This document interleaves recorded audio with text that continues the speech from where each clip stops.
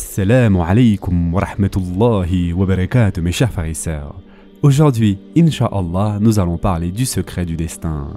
Mais avant de commencer mes chers frères et sœurs en islam, votre soutien est très important pour l'avenir de la chaîne. Car les vidéos sont de plus en plus limitées par YouTube, surtout lorsqu'il s'agit de contenu islamique ou encore de contenu concernant la Palestine.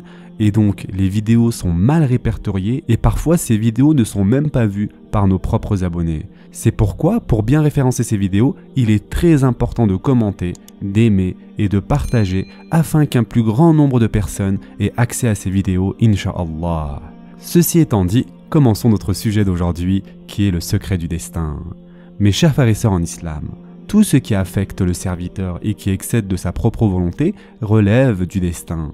S'il s'agit de facteurs positifs qui orientent la volonté du serviteur vers le bien, on devrait les considérer comme des bénédictions et rendre grâce à Allah Azza wa Jal pour cela.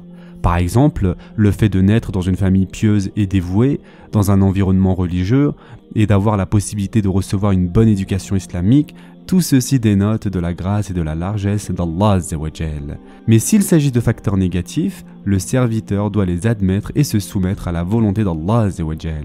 Ces facteurs négatifs ne doivent aucunement être considérés comme une excuse pour s'orienter vers le mal, d'autant qu'aucune condition environnementale ne doit être une raison directe et valable pour désobéir, se rebeller ou dénigrer le Créateur.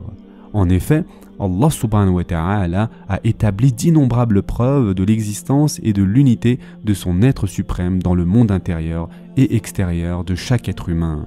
De par sa miséricorde infinie, il a également envoyé des prophètes et fait descendre des livres saints pour que ses serviteurs puissent trouver le droit chemin. Il ne faut pas oublier que les conditions environnementales ne peuvent affecter complètement l'évolution des hommes et qu'elles ne s'imposent pas à la volonté humaine.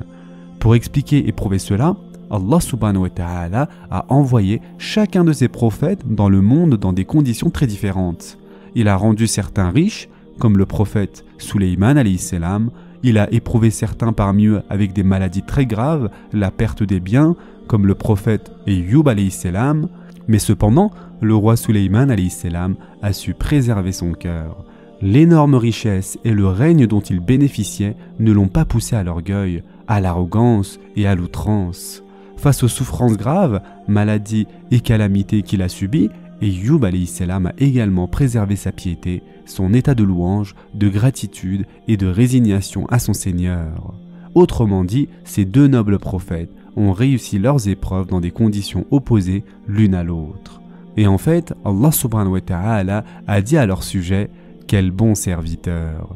Et ceci se trouve dans la sourate Sad, versets 30 et 44. Quant au prophète Moussa alayhi salam, il a grandi dans l'un des pires endroits possibles, à savoir dans le palais du grand mécréant Pharaon, mais il n'a jamais fait un acte de persécution et d'oppression. Par la suite, il est resté dans la pauvreté et la faim dans le désert de Médiane, mais cela ne l'a point fait dérouter, même d'une seule seconde, du chemin de la guidance et de la droiture. Dans la communauté où vivait le vertueux prophète Ibrahim alayhi salam, personne ne pouvait lui enseigner le tawhid. Cependant, lui-même, malgré ses conditions défavorables, a mené sans relâche la lutte pour accéder au tawhid.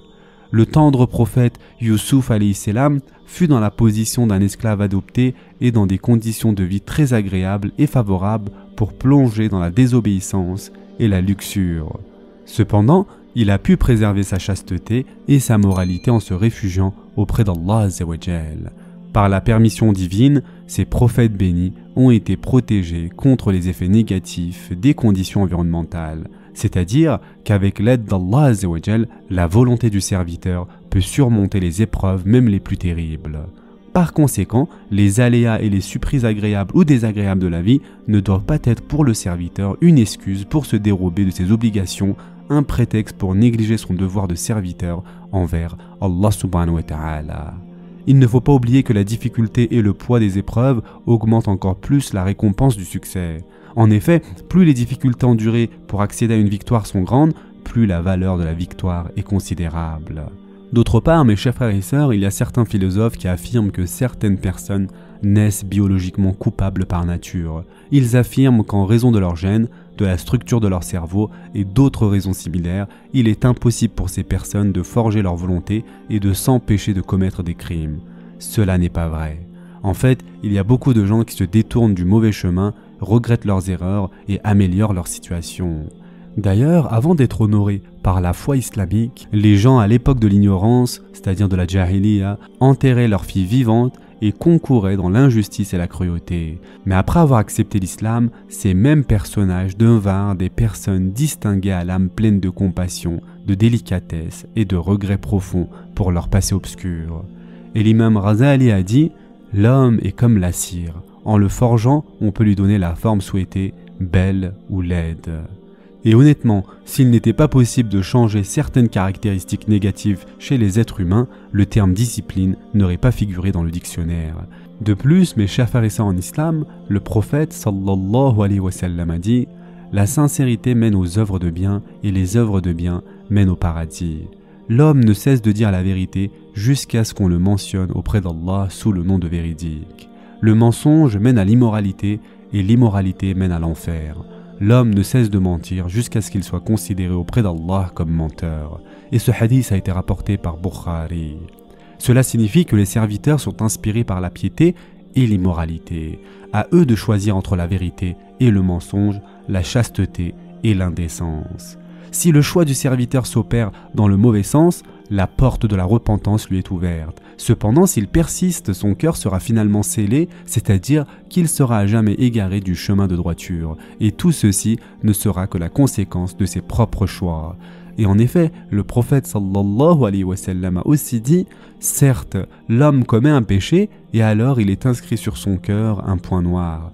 Puis il commet un péché, et alors il est inscrit sur son cœur un point noir, et ceci jusqu'à ce que la couleur de son cœur soit celle d'une chèvre rabda. » Ce terme rabda, en arabe, désigne une couleur qui se situe entre le noir et le gris.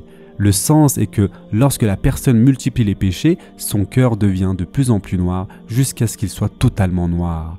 Puis lorsque le cœur de la personne est entièrement noir, il n'accepte plus le bien et la vérité, et sa seule préoccupation est de satisfaire ses envies, que ce soit dans ce qui est permis ou dans ce qui est interdit.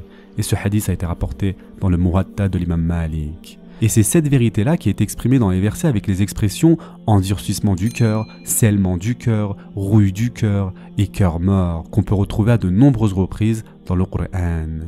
Il y a aussi des gens qui commettent divers crimes puis, après avoir été menés en prison, avancent de tels propos. Nous sommes les condamnés du destin. Même si ces propos peuvent les consoler dans une certaine mesure, ils ne sont pas vrais. Car Allah subhanahu wa ta'ala nous informe dans le Coran de ce que confesseront les gens de l'enfer. Et en effet, Allah Azza wa Jal dit « Et ils dirent, si nous avions écouté ou raisonné, nous ne serions pas parmi les gens de la fournaise. » Surat al-Mulk, verset 40. Ce sera tout pour aujourd'hui. En attendant, prenez soin de vous mes chers frères et sœurs, et à très prochainement, Inch'Allah.